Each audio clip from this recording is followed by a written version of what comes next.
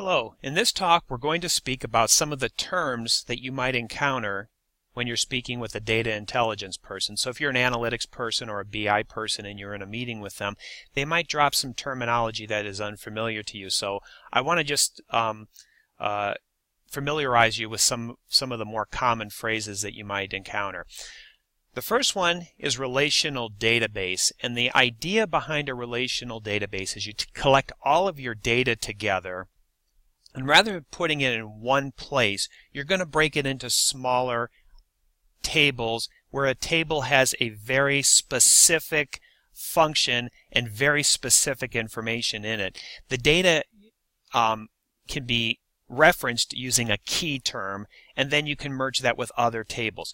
Rather than talk about this in an abstraction, I want to open up a Microsoft Paint because I don't have a whiteboard, and in the absence of a whiteboard, I'm going to make do with Microsoft Paint.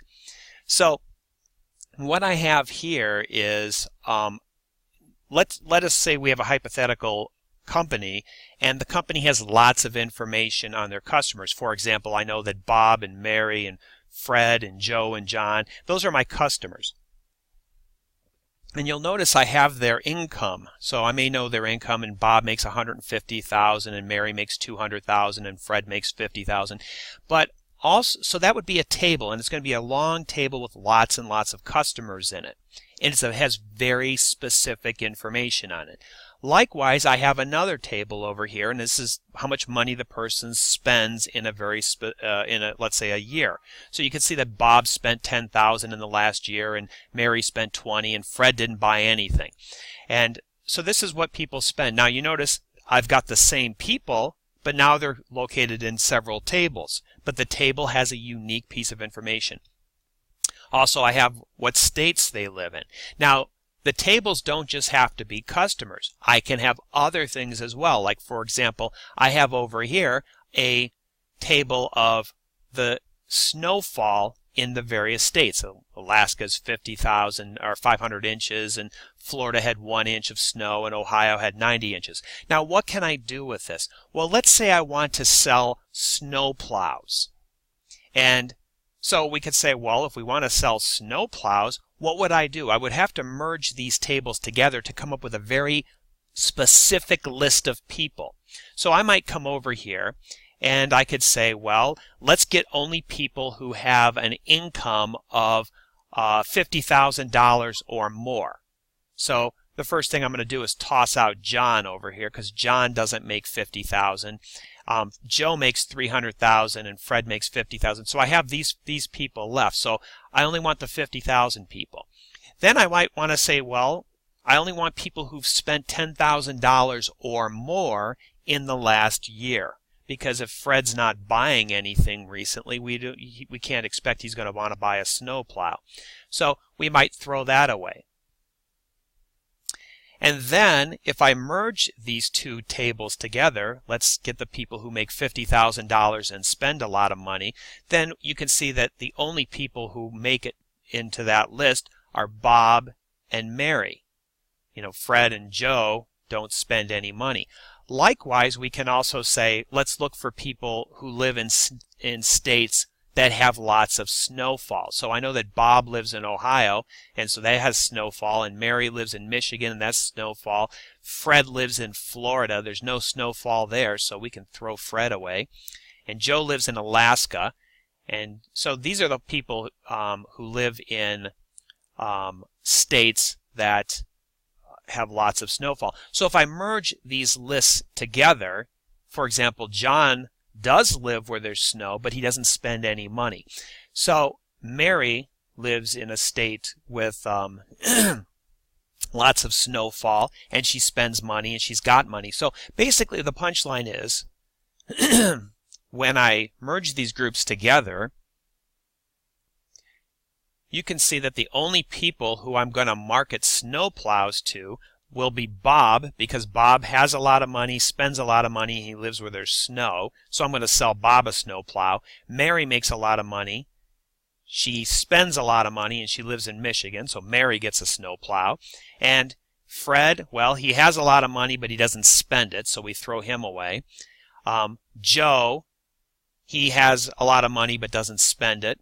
And so basically, and John, he has, he spends money and he lives in Ohio, but he doesn't have a lot, so he can't even afford the snowplow. So at this point, a relational database allows me to take the data into a small group, into small unique tables, and then I can merge them back together to get a very specific list.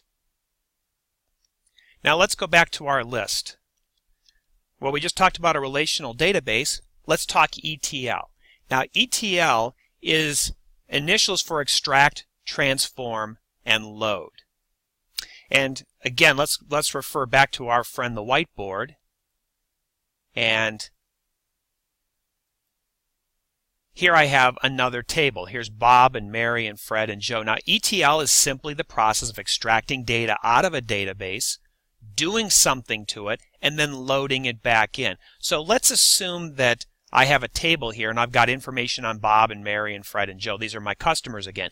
Now remember that the analytics people build models. So let's assume that the analytics people have built an attrition model. What's the probability that somebody is going to leave the company or a customer?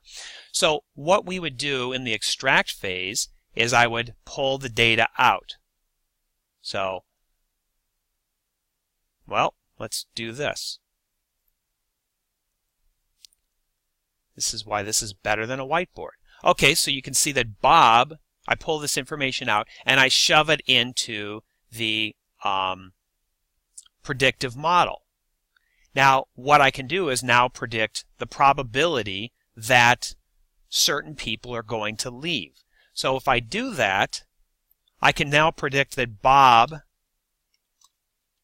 has a, 22% chance of leaving, and Mary has a 33% chance of leaving, and Fred has a 44% chance of leaving, and Joe has a 55% chance of leaving. So what I'm doing is I've extracted, I've transformed, I've done something to the data, and then once I've done something to the data, I'm going to put it back into the database.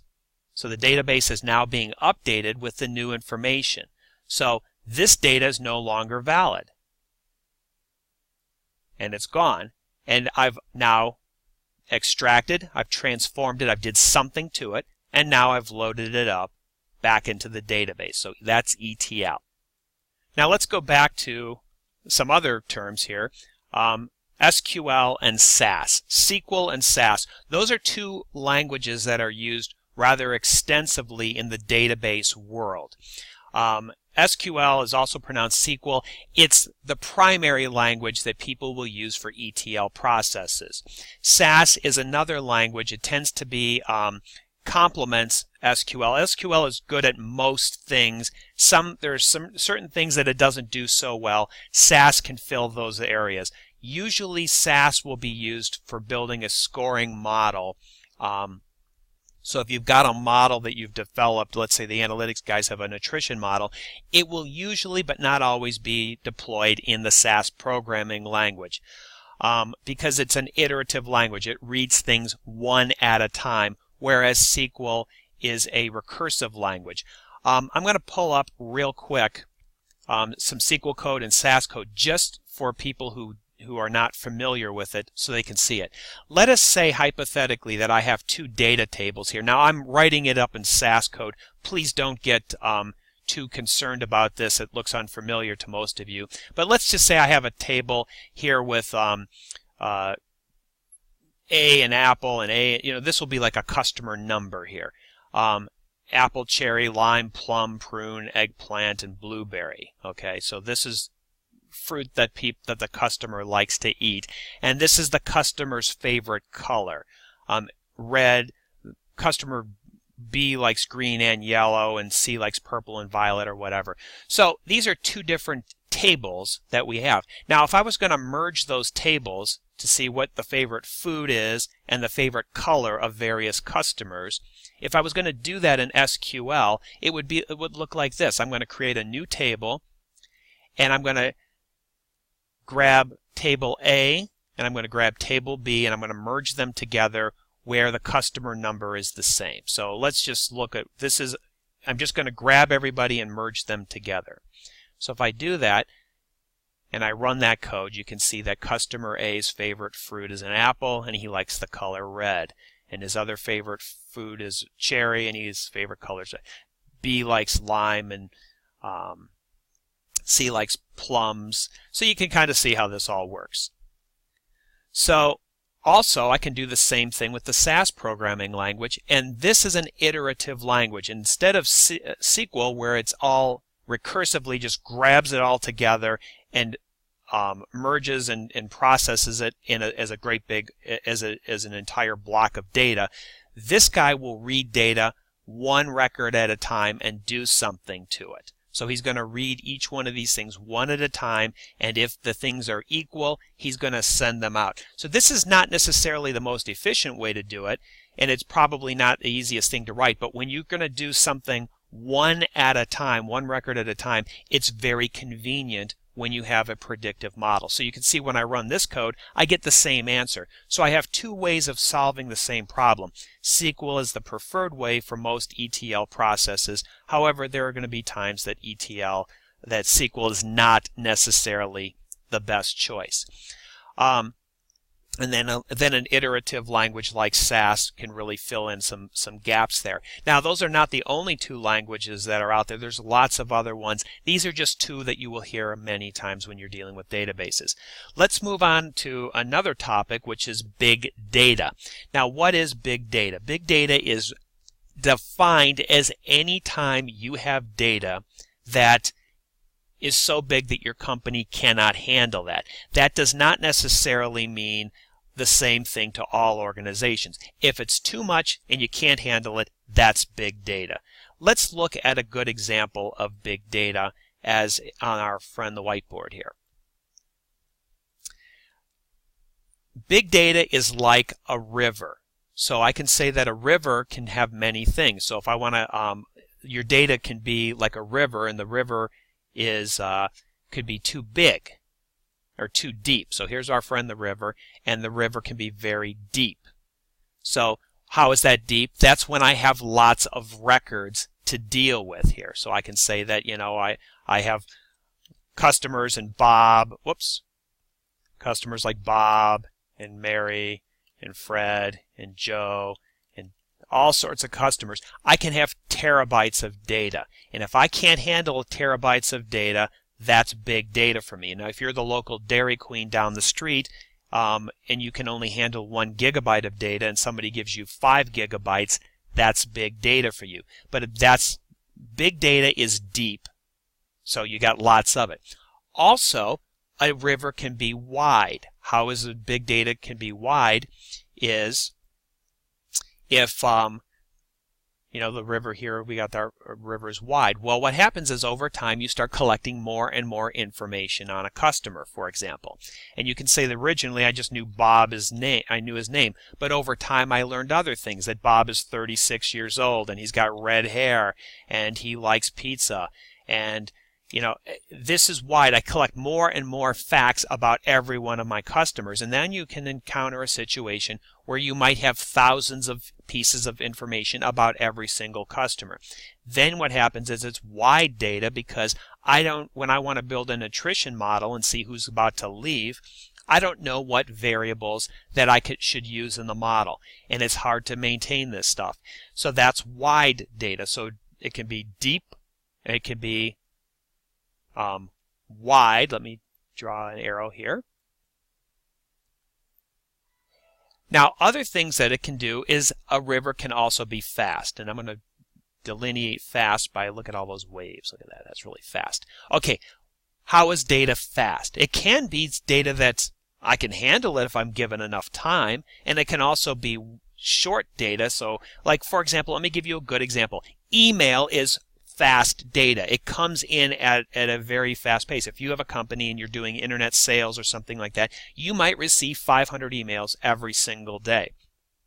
The problem with that is you got one guy reading the email. He can't possibly process all 500 emails. Give him a couple of weeks, he can, but he can't do that. So fast data is data that comes in at such a rate that I can't handle it. Even though I can store it nicely and I can process at given time, I just don't have the bandwidth to deal with it. So that's what big data is. It's deep, or it's wide, or it's fast, or any combination thereof.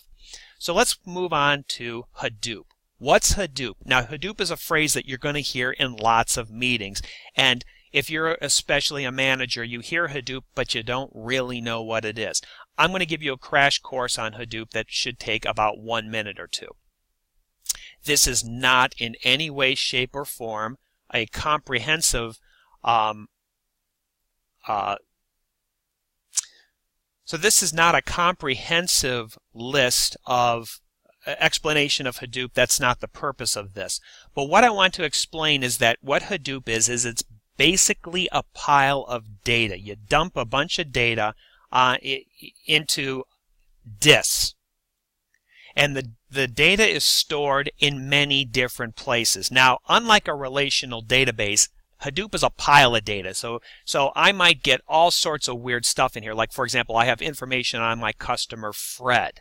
So you'll notice that each of these boxes here is nothing more than a disk that we're storing this stuff on. So let's not worry about the logistics of exactly what's going on here, but let's just assume that I have Fred. And then and you notice I put Fred on many different places. So Fred's over here, he's over here, and he's over here.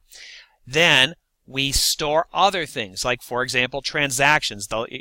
For example, if I own a pizza company, I noticed that I had an order for 43 pizzas. Okay, so I put that here, and well, I put it over here as well.